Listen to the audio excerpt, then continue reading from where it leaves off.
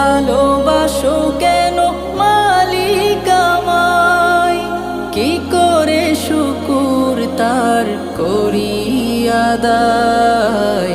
এত ভালোবাসো কেন মালিক আমায়?